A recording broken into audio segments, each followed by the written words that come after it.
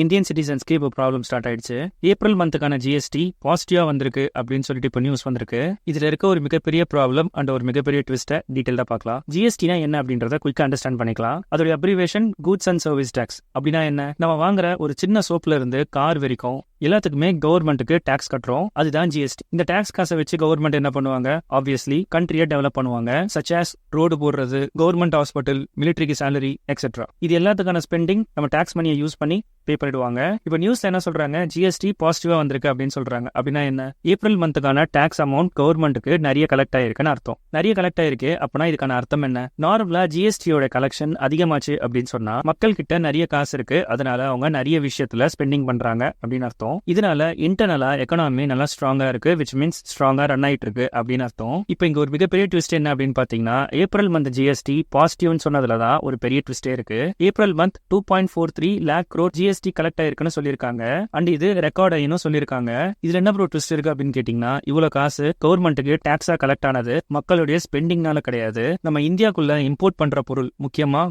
Crude ஆயிலுடைய விலை பயங்கரமா ஏறினதுனால import tax ஆட்டோமேட்டிக்கா இன்க்ரீஸ் ஆயிருக்கு. அதாவது இம்போர்ட் மூலமா கவர்மெண்ட்டுக்கு நிறைய டாக்ஸ் வந்திருக்கு. இதுல என்ன ப்ராப்ளம் இருக்கு? நிறைய டாக்ஸ் கவர்மெண்ட் கிடைச்சதுன்னா அது நல்லது தானே, கண்ட்ரி டெவலப் ஆகும் தானே அப்படின்னு நீங்க நினைச்சீங்கன்னா கரெக்ட். கவர்மெண்ட்டுக்கு நல்லது, பட் நம்மளுக்கு கெட்டது. இம்போர்ட் பண்ற பொருளுடைய விலை அதிகமானதுனால நம்மளுடைய ஸ்பெண்டிங் பயங்கரமா கம்மியா இருக்கு. உதாரணத்துக்கு நம்ம ரெகுலரா யூஸ் பண்ற அண்ட் வாங்குற ப்ராடக்ட்ஸ் உடைய விலை இப்போ ரொம்பவே அதிகமா இருக்கு. விச் மீன்ஸ் நம்மளுக்கு வர salary food, rent, petrol, EMI அப்படின்னு சொல்லிட்டு நம்மளோட அடிப்படை தேவையை பூர்த்தி பண்றதுலயே முடிஞ்சிருக்கு. அண்ட் இதோட இம்பாக்ட் ஸ்டாக் மார்க்கெட்ல ரிஃப்ளெக்ட் ஆகும். விச் மீன்ஸ் ஸ்டாக் மார்க்கெட் ஃபர்தரா கரெக்ஷன் ஆகும். அது எப்படி ப்ரோ அப்படின்னு கேட்டீங்கன்னா ரொம்ப simple. Petrol, food, rent, EMI அப்படின்ற இந்த விஷயத்துக்கு மட்டுமே நம்மளுடைய சேலரி முழுசா தீர்ந்து போயிடுச்சு அப்படின்னு சொன்னா கார், மூவி, லோன்ஸ் அந்த மாதிரியான அதர் திங்ஸ்ல நம்மளுடைய ஸ்பெண்டிங் இருக்காது. நம்மளுடைய ஸ்பெண்டிங் கம்மியாயிடுச்சு அப்படின்னு சொன்னா இந்த மாதிரி ப்ராடக்ட் அண்ட் சர்வீஸ் உடைய சேல்ஸ் டிராப் ஆகும். அப்படி நடந்ததுன்னா அவங்களுடைய அப்கமிங் ஏர்னிங்ஸ்ல அது ரிஃப்ளெக்ட் ஆகும். ஏர்னிங்ஸ் கம்மியா காட்டினாங்கன்னா இன்வெஸ்டர்ஸ் அந்த மாதிரி கம்பெனில இருந்து பணத்தை வெளியெடுப்பாங்க. அண்ட் இன்வெஸ்டர்ஸ் இந்த மாதிரி மெஜாரிட்டியான செக்டர்ஸ்ல இருந்து அவங்களுடைய காசை வெளியெடுத்தாங்கன்னு சொன்னா ஓவரால் மார்க்கெட்